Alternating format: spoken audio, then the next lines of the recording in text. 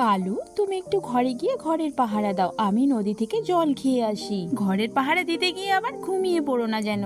আর ঘর পাহারা, ঘরে ওই রান্নার কড়াই ছাড়া আর কি আছে বলো দেখিনি? না আছে টাকা পয়সা, না চাল ডাল, না শাকসবজি, আর কিছু না থাক সে কড়াইটুকু তো রেখে দিয়েছি বিক্রি না করে। আর ওটা চুরি হয়ে গেলে আর খাবোই বা কি? আর দেরি না করে তাড়াতাড়ি ঘরে চলে যাও। এরপর গড়িকা নদীর ধারে জল খেতে চলে যায়। সেখানে টুনির সঙ্গে গড়িকাকের দেখা হয়ে যায়। টুনি, তুমি এখানে কি করছো একা একা দাঁড়িয়ে মন খারাপ করে? কাল আমার বোন বিদেশ থেকে আমাদের বাড়িতে আসবে। সে খুব খিচুড়ি পছন্দ করে, কিন্তু আমার কাছে চাল ডাল সবই আছে, শুধু কড়াইটাই নেই। কি করে রান্না করি বলো তো? ও, তাহলে এই ব্যাপার। আমাদের ঘরে একটা কড়াই আছে, কিন্তু দুঃখের বিষয় হলো আমাদের চাল ডাল সব ফুরিয়ে গেছে। টুনি, তুমি এক কাজ করো, ওই কড়াইটা নিয়ে যাও, রান্না করে আমাদের অর্ধেক খাবার দিয়ে দিও। আচ্ছা, তাই দিব গড়ি দিদি, তুমি চিন্তা করো না।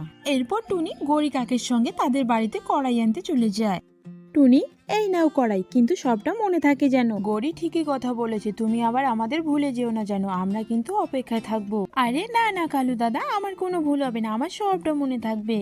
এরপর টুনি সেখান থেকে কড়াই এনে বাড়িতে খিচুড়ি রান্না শুরু করে দিয়ে দেয়। মা, ও মা, আমাকে বলো না মাসি কখন আসবে আমাদের বাড়িতে? আর বোধহয় এসে গেছে রে মা, তুই বাইরে গিয়ে অপেক্ষা কর, আমি রান্নাটা শেষ করি। টুকি বাইরে গিয়ে একটা ঘরের চালে বসে তার মাসি আসার অপেক্ষা করতে থাকে। অল্প কিছুক্ষণের মধ্যেই টুকি তার মাসিকে আসতে দেখতে পেয়ে যায়। টুকি তো মহা খুশি। মাসি, মাসি, মাসি, আমি এখানে আছি। এরপর টুকি তার মাসিকে তাদের বাড়িতে নিয়ে আসে। আসতে রাস্তায় কোনো অসুবিধা হয়নি তো বোন? আয় আয় বস, তোর জন্য খিচুড়ি রান্না করেছি। না রে দিদি, আসতে কোনো অসুবিধা হয়নি, কিন্তু কথা হলো আমি বেশিক্ষণ থাকতে পারবো না জানিস, অনেক কাজ ফেলে এসেছি। সেই দিন ফোনে শুনেছিলাম তোমাদের নাকি কড়াই নেই, তাই তোমাদের জন্য একটা কড়াই নিয়ে এসেছি। এতে টুনি এবং তার মেয়ে অনেকটাই খুশি হয়ে যায়। জানো মাসি, আমার মা না সে কালু আঙ্কেলের বাড়ি থেকে কড়াই নিয়ে এসেছে, এই জন্য তাদের অর্ধেক খাবার দিয়ে দিতে হবে। এবার থেকে আর কোথাও যেতে হবে না টুকি, যা লাগবে আমাকে বলবি।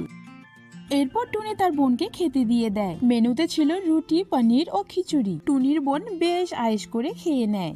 সব খাবার অনেক সুস্বাদু হয়েছে, তবে এবার যাই রে দিদি। তারপর খাওয়া দাওয়া শেষ করে টুনির বোন বাড়িতে চলে যায়। টুনি ও তার মেয়ে তার বোনকে এগিয়ে দিতে এসেছিল।